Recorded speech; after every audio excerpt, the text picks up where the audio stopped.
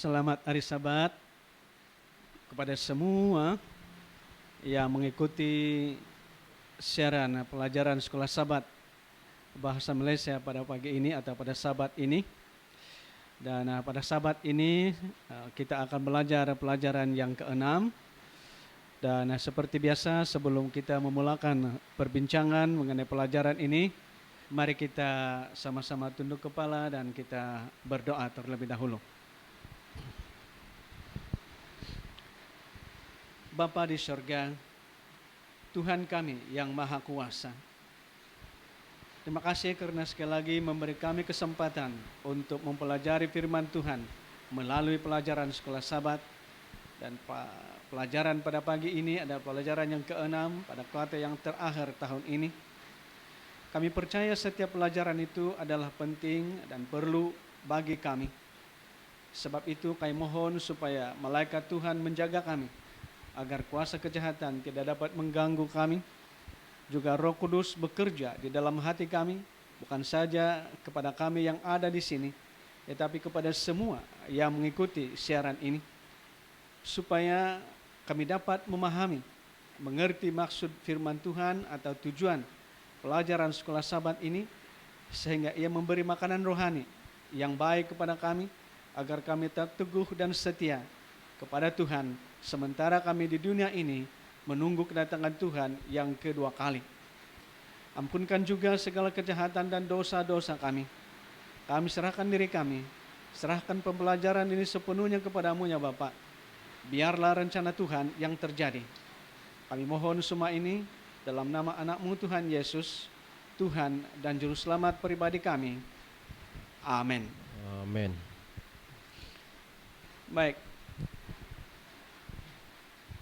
Pelajaran kita kali ini menyentuh tentang lebih banyak lagi pelajaran-pelajaran yang boleh kita pelajari daripada Tuhan Yesus sendiri, yang disebut sebagai Guru Agung ataupun Maha Guru, ataupun dalam Alkitab disebut sebagai Soko Guru.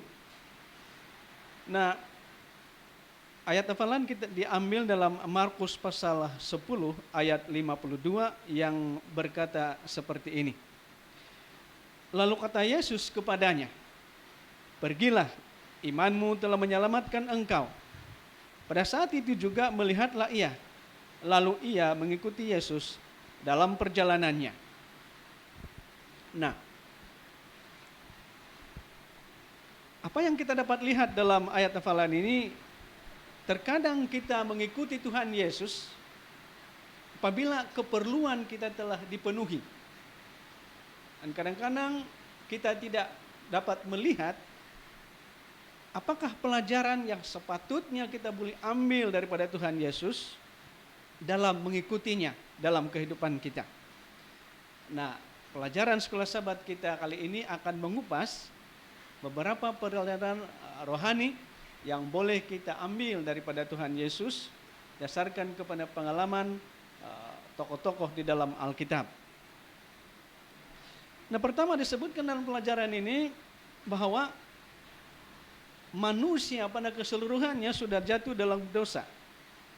Dan kalau seandainya setiap kejahatan kita, keburukan kita diketahui oleh orang lain, kita akan menjadi orang yang paling malu di dunia ini. Contohnya, kita bayangkan bahwa kita berada di dalam ataupun di tempat Adam dan Hawa. Bagaimana perasaan mereka setelah berdosa? Dan selalunya kita berusaha untuk menyembunyikan keberdosaan kita itu. Kita bayangkan bagaimana seorang wanita yang didapati berzina. Begitu juga dengan Daud setelah dia berdosa. Apa perasaan mereka atau apa tindak balas mereka setelah mereka berdosa, dan apa yang boleh kita ambil daripada keadaan mereka. Itu sebabnya pelajaran mengenai kebenaran ini adalah satu pelajaran yang menyeluruh ataupun universal, karena semua manusia telah jatuh dalam keadaan berdosa. Dan satu lagi, oleh sebab itu pengajaran atau pendidikan kekristianan ataupun pendidikan kerohanian harus menjurus kepada Tuhan Yesus, satu-satunya solusi ataupun cara bagi manusia untuk mengatasi keadaan berdosa. Nah, demikian serba sedikit permulaan atau mukadimah kepada pelajaran kita pada Sabat ini. Dan terima kasih kepada Elda Boni yang dapat menemani saya dalam membincangkan pelajaran sekolah Sabat. Nah, untuk pelajaran yang seterusnya, pelajaran hari Minggu atau Ahad, saya persilakan Elda Boni untuk mengupas ataupun memberi penjelasan tentang pelajaran ini. Terima kasih Elda Matakim atas pelajaran pembuka sebentar tadi. Saya juga tidak lupa bersyukur sebab kesempatan seperti ini adalah yang terbaik. Lebih-lebih lagi keadaan di luar sana yang agak membimbangkan. Jadi melalui rekaman seperti ini bolehlah secara tidak langsung dipelajari oleh semua orang di luar sana tanpa pun bersuamuka. Nah, kita lihat di awal tadi menyatakan yang melalui Kristus keselamatan itu adalah secara menyeluruh kepada semua orang. Sebab setuju dengan ada ayat Alkitab menyatakan semua orang sudah berdosa, tidak ada yang benar. Jadi itu sangat tepat. Nah, kalau kita lihat di dalam pelajaran Ahad di sini, ini mengenai kisah khususnya kepada Adam dan Hawa, yang mana dikatakan mereka adalah manusia pertama yang jatuh di dalam dosa. Oke, nah, jadi kita sudah mengetahui yang ciptaan pertama Tuhan itu, yaitu Adam dan Hawa. Setelah mereka ataupun Hawa sebenarnya yang memakan terlebih dahulu buah daripada pohon larangan itu, dan dikatakan di sini ia melambangkan kepada percobaan untuk menolak Tuhan dan mengatakan, saya boleh menjadi ukuran untuk hidup saya sendiri. Saya boleh menjadi Tuhan atas diri saya sendiri. Saya mempunyai kuasa atas firman Tuhan. Nah, melalui pemikiran seperti itulah yang boleh membawa kita secara pribadi untuk masa sekarang ini juga jatuh di dalam dosa. Nah, lagi di sini dikatakan setelah Hawa maupun Adam itu berdosa, Tuhan bertanyakan kepada mereka. Oke, kita tahu selepas Adam dan Hawa memakan buah itu, mereka merasa sesuatu yang berbeza. Dikatakan mereka merasa malu. Oke, ada perasaan malu dan mereka mau bersembunyi. Dan dalam keadaan seperti itu Tuhan bertanya, di manakah engkau? Jadi persoalan di sana, adakah Tuhan itu sebenarnya tidak tahu di mana Adam maupun Hawa pada ketika itu? Saya pasti Tuhan tahu sebenarnya. Tetapi oleh karena perasaan ataupun setelah Adam maupun Hawa berdosa, mereka coba menyembunyikan diri daripada penglihatan Tuhan ataupun ditemukan Tuhan. Nah, sebenarnya kenapa Tuhan itu bertanya ataupun mau mencari mereka? Oke, dikatakan di sini sebenarnya maksud Tuhan itu ialah Tuhan mau melihat, Tuhan mau menolong mereka melihat akibat menyedihkan dari tindakan mereka itu.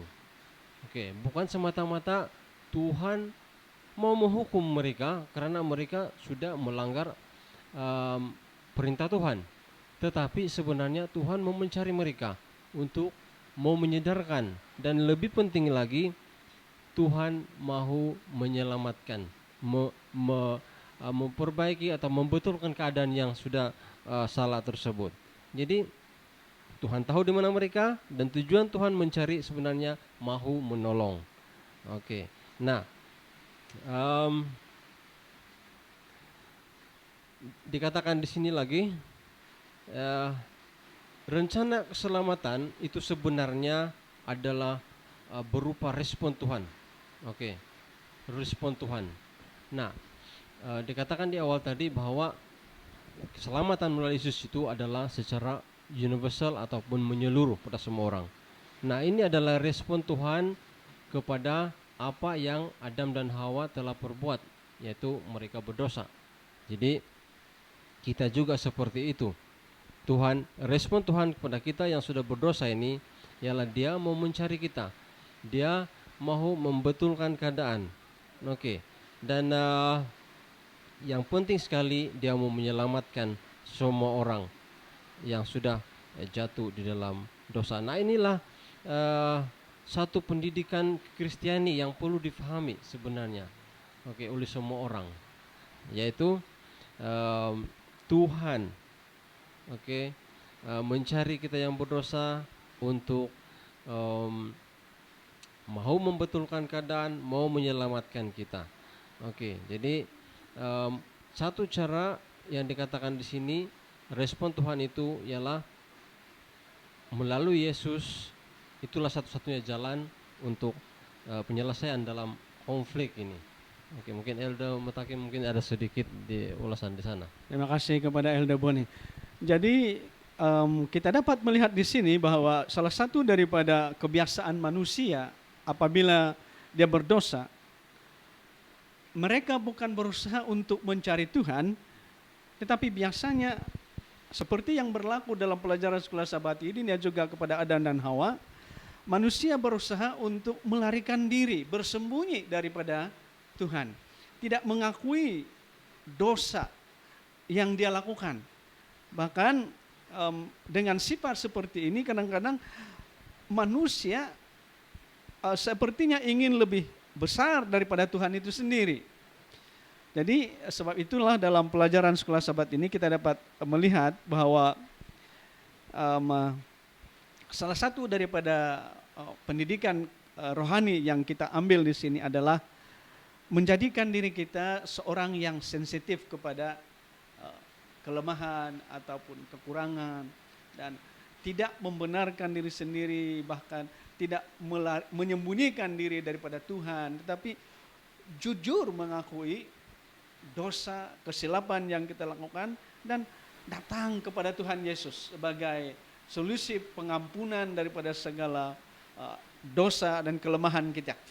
Jadi kita dapat melihat di sini, mengambil pelajaran daripada cerita ini, jangan berusaha untuk bersembunyi daripada Tuhan, tetapi menjadi seorang yang jujur, mendengar panggilan Tuhan, bagaimana keadaan kita yang sebenarnya, menyadari dan mengakui keadaan kita yang berdosa, dan kembali kepada Tuhan Yesus sebagai cara kita untuk mengatasi keberdosaan kita. Nah, saya ingin mengambil kesempatan untuk menjelaskan pelajaran yang seterusnya. Kita dapat melihat juga dalam pelajaran ini ketika Yakub berdosa kepada Tuhan, bukan saja kepada abangnya yang menipu bapaknya untuk mengambil hak kesulungan daripada abangnya, tapi berdosa juga kepada Tuhan sebenarnya.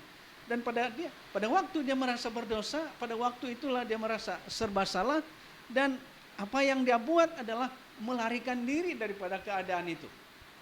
Nah, apa yang ajaibnya di sini ataupun menariknya, ketika dia melarikan diri, disitulah Tuhan mencarinya kembali dan mengingatkan bahwa sayalah Tuhan Abraham dan leluhurmu. Jadi kita dapat melihat di sini sifat pengampunan itu begitu luar biasa. Pertama, pada waktu ini Yakub belum menyadari dan dia belum memohon ampun dosa itu kepada abangnya juga kepada Tuhan. Tetapi Tuhan sudah datang kepada Yakub sendiri dan memperlihatkan satu mimpi yang memperjelaskan betapa Tuhan mau menerima dia kembali. Nah, apakah yang penerapan yang boleh kita ambil dalam pengalaman Yakub ini? Yang setelah dia berdosa, dia berusaha melarikan diri daripada Tuhan, dan apakah pelajaran yang boleh kita ambil daripada sifat Tuhan itu sendiri yang masih lagi mencari dan menerima Yakub kembali, padahal pada waktu itu Yakub sendiri belum lagi menyadari dan memohon ampun terhadap dosanya. Bagi pendapat saya, kalau kita lihat dalam peristiwa ini, Tuhan itu bersifat mendahului. Maksudnya kalau kita lihat seperti yang diterangkan oleh Elda Matakim, Yakub dia sebelum itu dia tidak mungkin menyadari ataupun dia belum tahu sebenarnya bagaimana untuk berbalik pada Tuhan ataupun tidak menyadari tentang hal itu. Tetapi Tuhan sudah mendahului. Pengampunan Tuhan itu sentiasa ada di sana. Dia tidak pernah pun meninggalkan, malah dia mengungkiti janjinya. Janjinya seperti yang diterangkan tadi, Tuhan melalui keturunan ataupun bapa leluhur Yakub, Tuhan sudah berjanji untuk menjadikan bangsa ini suatu bangsa yang besar. Jadi Tuhan sentiasa mengingati janji tersebut. Maksudnya di sana kalau berbalik pada kita sendiri, mungkin itulah sifat kita. Walaupun kita katakan mungkin kita sudah tahu yang keperluan kita itu kalau kita bersalah, berdosa, balik pada Tuhan. Tapi ada masa-masanya malah kita menjauhkan. Tapi sudah jelas di sana Tuhan tidak pernah meninggalkan, malah mendahului kita. Dia mau tunggu respon kita, sebab Tuhan terlebih dahulu sudah merespon kita melalui Yesus ataupun keselamatan melalui Yesus itu sendiri. Jadi mungkin ya. Ya. Satu lagi kita dapat lihat di sini sikap Yakub adalah seolah-olah dia boleh menyelesaikan masalah dia itu dengan melarikan diri. Ya, betul. Begitu juga dengan kita. Pada waktu kita bersalah, waktu kita berdosa, kita berusaha untuk mencari penyelesaian sendiri. Ya. Tetapi kita lihat di sini pada waktu keadaan itu berlaku, Tuhan sendiri datang kepada Yakub dan mengatakan, akulah Tuhan. Ya. Maksudnya dalam menyelesaikan persoalan dosa tidak ada cara lain. Dan kita manusia tidak boleh melarikan diri. Walaupun kadang-kadang kita manusia beranggapan yang dengan cara melarikan diri kita boleh selesaikan masalah dosa. Tetapi di sini kita dapat melihat bahwa masalah dosa tidak boleh diselesaikan dengan melarikan diri ataupun dalam istilah yang biasa, kasih biar saja. Ya. Dan di sini kita dapat melihat dalam kata-kata Tuhan itu sendiri, Allah Bapa sendiri, dia kata, akulah Tuhan. Artinya tidak ada cara lain. Dia tidak boleh melarikan diri pada masalah dosa. Yang perlu adalah mengakui bahwa ada Tuhan yang sedia mengampuni dan menerima kita kembali. Seperti Yakub, kalau dikira dosanya adalah ada antara dosa yang besar, tetapi Tuhan begitu besar kasihnya, bersedia menerima Yakub kembali. Ya. Baik, kita teruskan pelajaran dan kembali kepada Elda Boni untuk menjelaskan pelajaran yang seterusnya. Oke. Nah, kalau kita lihat dalam pelajaran Selasa ini, dalam tajuk bahasa Malaysia, tajuk kecil, dikatakan di sana Rabi Yesus. Itu dalam bahasa Malaysia. Nah, kita perlu paham di sini sebutan Rabi ini sebenarnya pada zaman Yesus merujuk kepada guru pada masa sekarang ini. Nah, Yesus dikatakan sebagai Rabi, suatu sebutan yang seperti yang saya katakan tadi, itu merupakan sebutan guru pada masa sekarang ini. Oke. Dan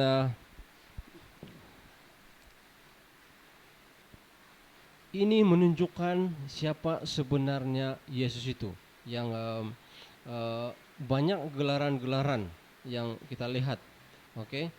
Dan di dalam pribadi Yesus ada yang menyatakan dia uh, uh, guru, ada yang menyatakan anak domba Tuhan. Itu melalui perkataan Yohanes sendiri, Yohanes Pembaptis. Oke. Dan kita tahu Yohanes Pembaptis yang terkenal juga pada ketika itu di dalam membawa orang pada pertobatan. Oke. Dan walaupun keadaan sedemikian, yang dia memang terkenal, dia menyatakan sesuatu yang luar biasa lagi.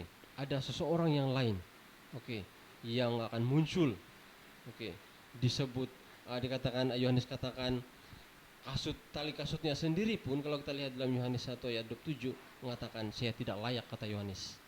Oke. Dan begitulah besar kepribadian Yesus itu. Oke. Dan lagi di sana dikatakan Yesus disebut juga sebagai anak domba Tuhan. Oke. Dan inilah besarnya kepribadian Yesus itu. Oke. Dan yang paling penting di sana dikatakan dalam pelajaran sini, Tuhan turun kepada manusia dalam bentuk manusia, dan dalam bentuk itu dia berfungsi sebagai seorang rabi atau seorang guru. Oke, jadi ini kata-kata Ellen G. White sebenarnya. Tidak heranlah, kata Ellen G. White katakan, manusia ataupun menyebut Yesus sebagai guru terhebat yang pernah ada di dunia. Mungkin kita boleh lebih dalamkan lagi, mungkin Elder Mutaki mulai menjelaskan kenapa Yesus itu dia dikatakan sebagai guru terhebat yang pernah ada di dunia. Itu katakanlah Ellen G. White katakan. Terima kasih kepada penjelasan Elder Boni. Nah, satu yang kita boleh perhatikan dalam pelajaran ini adalah manusia selalunya dalam istilah ataupun keadaan biasa, kita cakap lain, kita buat lain. Nah, kadang-kadang guru di dunia begitu, bersifat begitu. Dia cakap lain, dia buat lain. Ataupun dalam istilah yang lain, cakap tidak serupa bikin. Tapi yang mengkagumkan dalam diri Tuhan Yesus, yang dapat kita lihat dalam pelajaran ini adalah apa yang dia cakap, dia buat. Dan kadang-kadang dalam kehidupannya lebih kepada perbuatan, mempamerkan apa yang dia ajar kepada murid-muridnya. Nah, maksudnya kita sebagai orang Kristen, kadang-kadang kita bersifat begitu. Banyak yang kita sudah paham tentang kebenaran. Dan kita ajar kepada orang lain, kita ajar kepada diri sendiri, kita ajar kepada keluarga. Kita katakan begini yang benar, begini yang benar. Tetapi tingkah laku kita, sifat kita, pribadi kita tidak seperti apa yang kita ajar. Nah, itu sebabnya kenapa Yesus layak disebut sebagai guru agung atau rabi. Yang luar biasanya seperti yang saya katakan tadi, apa yang dia ajar, dia buat.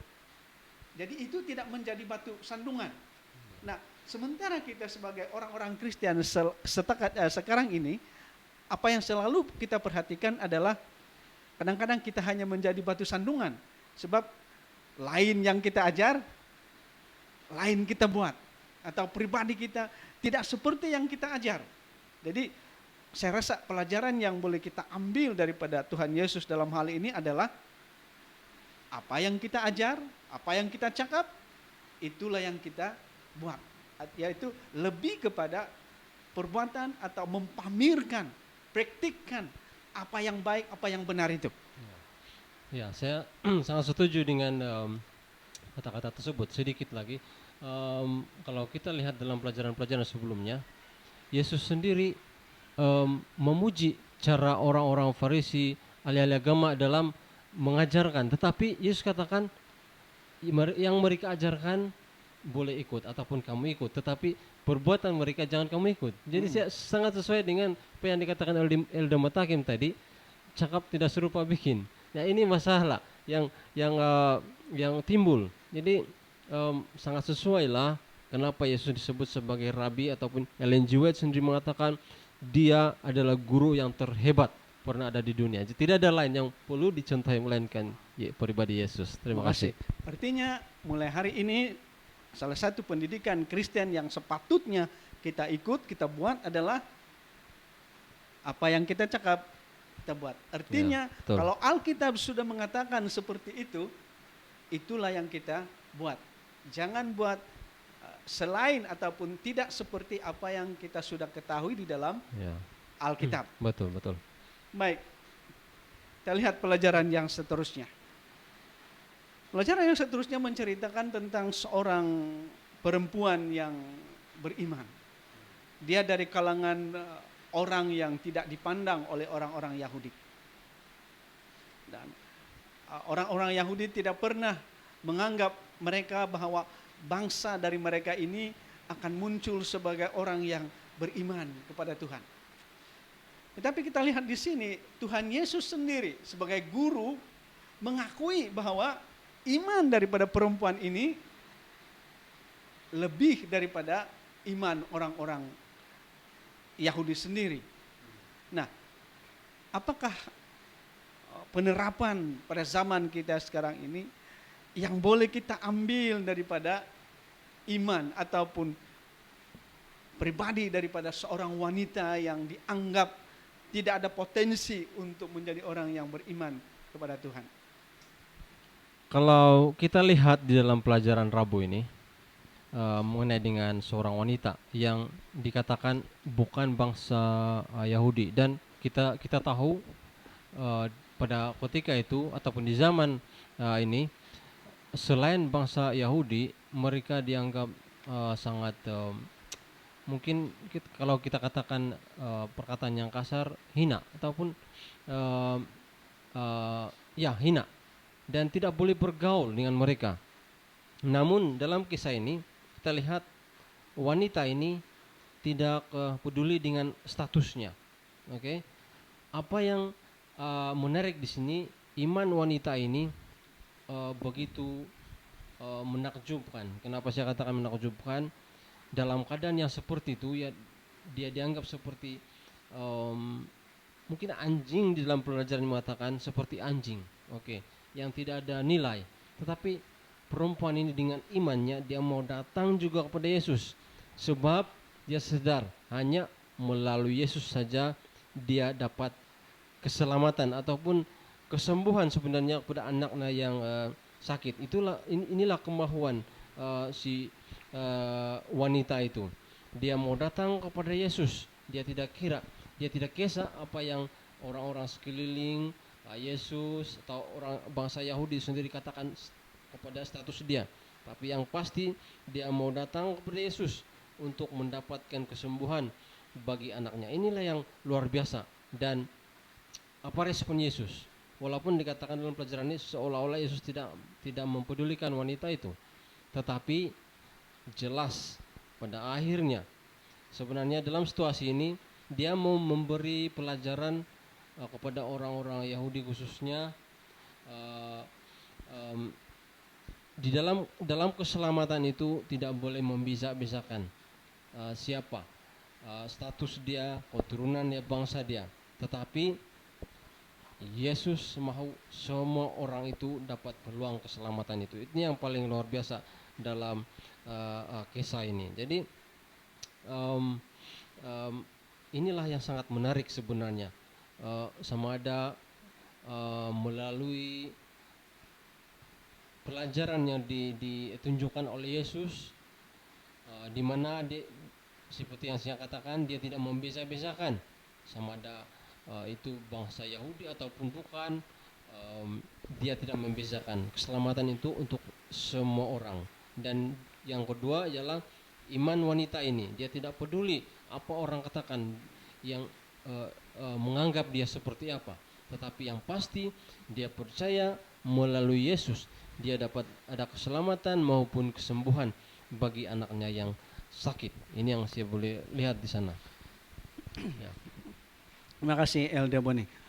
Nah, satu yang ataupun antara hal yang saya boleh sentuh dalam pelajaran ini bagi saya adalah di kalangan kita sebagai umat-umat Kristen pun kadang-kadang ada di antara kita yang bersifat seperti itu, yang merasa dirinya macam kecil atau merasa tidak punya apa-apa, merasa terbelakang contohnya kan.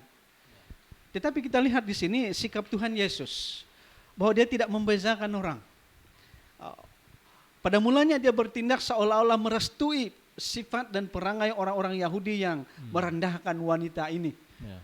Tetapi kemudian dia perlihatkan bahwa layanannya itu sama seperti orang Yahudi. Ya.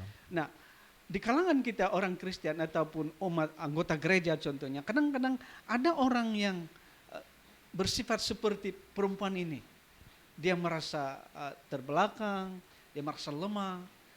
Tetapi sesuatu sifat yang kadang-kadang baik daripada orang-orang seperti ini adalah iman mereka tidak semestinya lemah.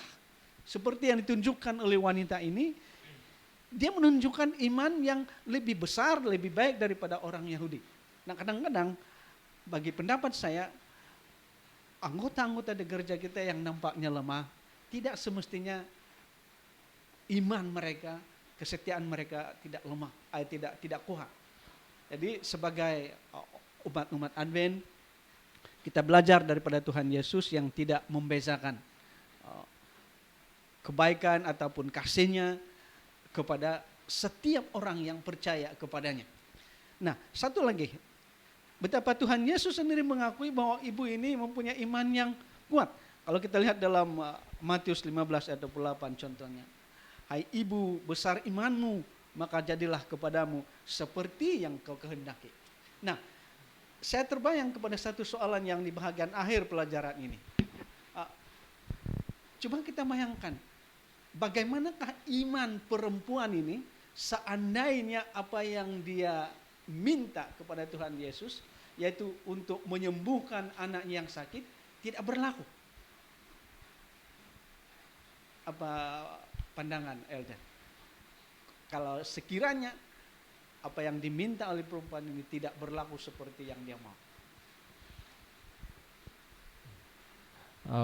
Ya, kita kalau dikatakan iman yang kuat, yang teguh, apapun yang berlaku dia sudah menyerahkan itu. Sama ada itu baik ataupun buruk, dia sudah menyerahkan itu. Maksudnya dia memang sungguh-sungguh percaya pada apa yang boleh Yesus lakukan. Seperti juga ada ayat yang mengatakan bukan yang baik saja kita terima, tetapi yang buruk juga kita terima.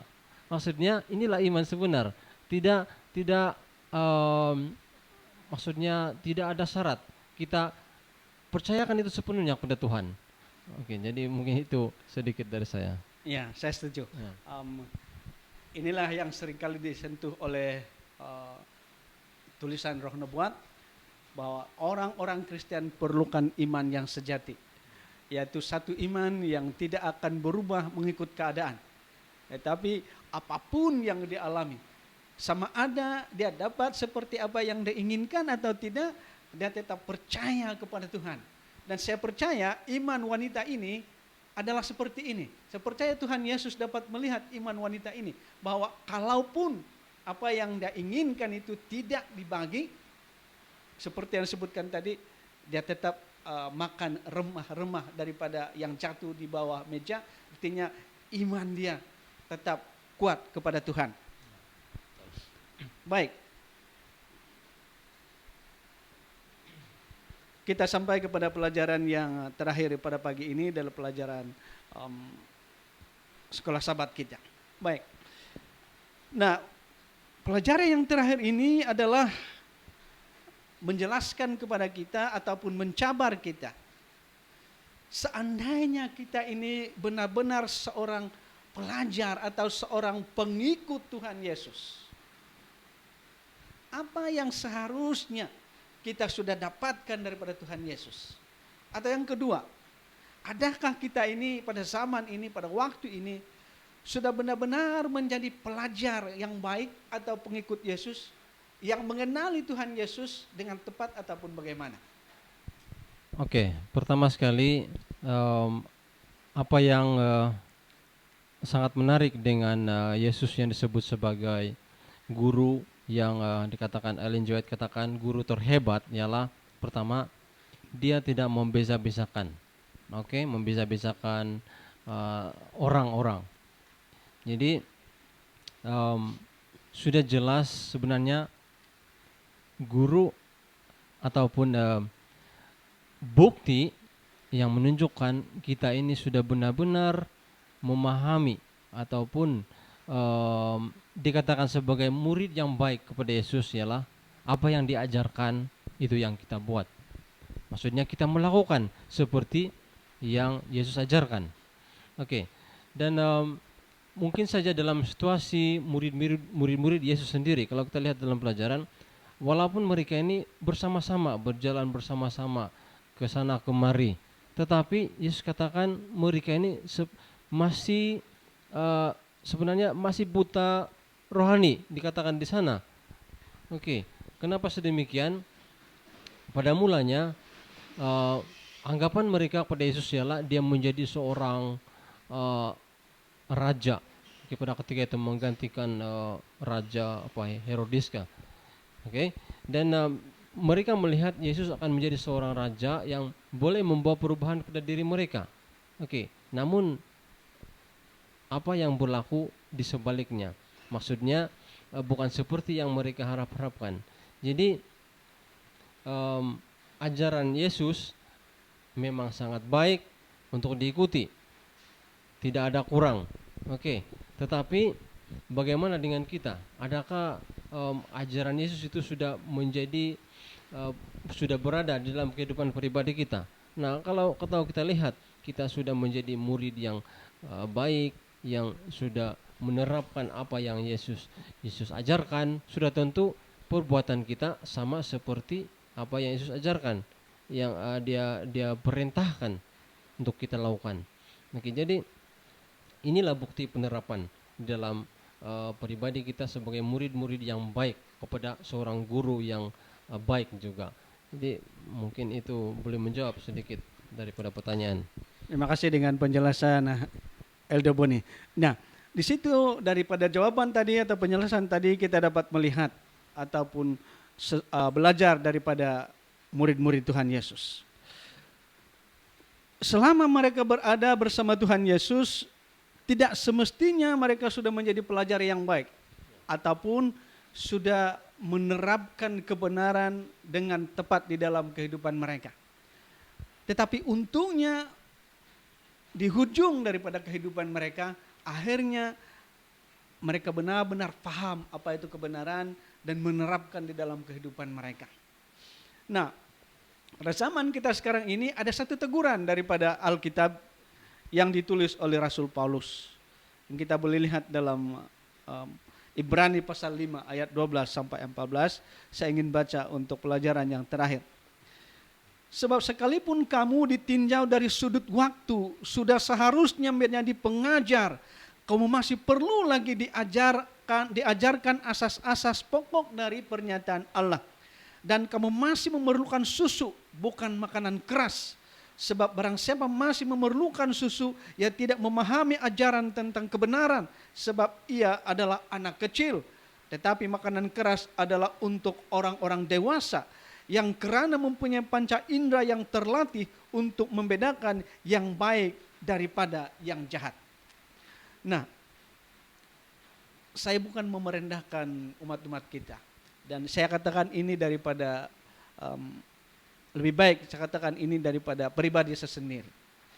Memang saya mengaku saya sudah lama menerima Tuhan Yesus dan mengatakan sudah belajar banyak daripada Tuhan Yesus.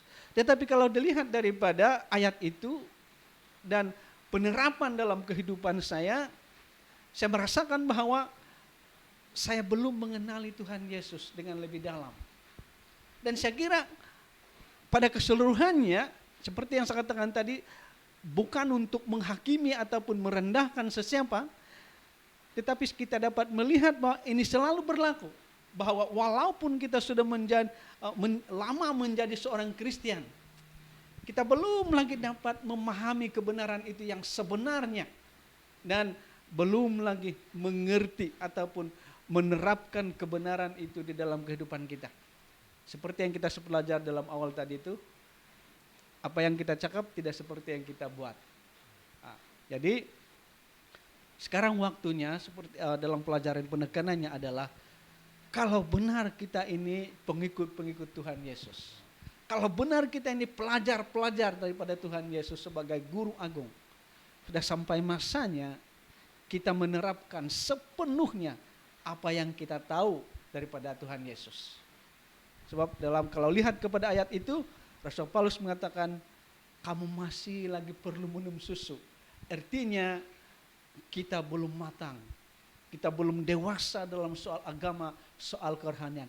Selagi pribadi, tingkah laku atau karakter kita tidak diubah seperti Tuhan Yesus sebagai guru kita, selagi itu sebenarnya kita belum menjadi pelajar yang baik ataupun anggota gereja yang matang. Silakan, ada lagi. Mungkin sedikit lagi daripada saya. Maksudnya dalam pengertian saya, pendidikan kekristenan ini ataupun pendidikan sebenar di dalam soal kerohanian ini tidak pernah dikatakan sebagai cukup. Maksudnya sentiasa perlu belajar dan belajar. Saya setuju dengan apa yang Yesus katakan mengenai dengan kanak-kanak ataupun seorang kanak-kanak. Yang dia katakan seperti kanak-kanak inilah yang akan menjadi memiliki kerajaan surga. Kenapa sedemikian? Saya berpikir kanak-kanak salah satunya dia tidak boleh hidup ataupun berdikari sendiri tanpa ibu bapa, tanpa orang tua. Jadi maksudnya di sana dalam kerohanian seperti itu. Kita sentiasa memerlukan Tuhan. Tidak ada yang katakan cukup, saya sudah mengetahui banyak ini, cukup, saya sudah kuat, saya sudah cukup matang. Tidak ada seperti itu. Tetapi biarlah pribadi kerohanian kita itu seperti anak-anak yang sentiasa memerlukan ibu bapa ataupun orang tua di sisi kita untuk hidup. Jadi seperti itulah yang mungkin dalam maksud Yesus seperti anak-anak inilah yang akan menjadi pewaris kerajaan surga. Mungkin itu sedikit. Terima kasih sekali lagi kepada Elda Boni. Jadi untuk penghujung pelajaran Sekolah Sabat, saya ingin sedikit membaca ataupun menekankan ulasan daripada tulisan pena ataupun inspirasi daripada Nyonya White dalam pelajaran yang terakhir. Kalau benar kita mengenali Tuhan Yesus, dia kata, kita harus mengambil gambarnya kembali.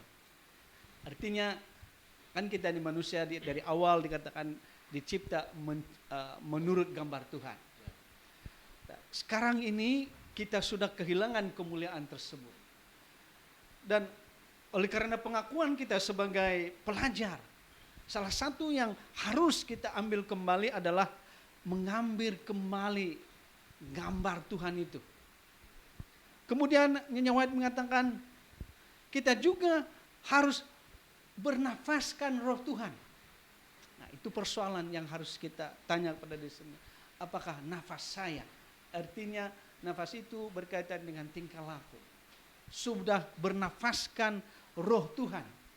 Artinya adakah saya sudah benar-benar dikuasai oleh roh Tuhan?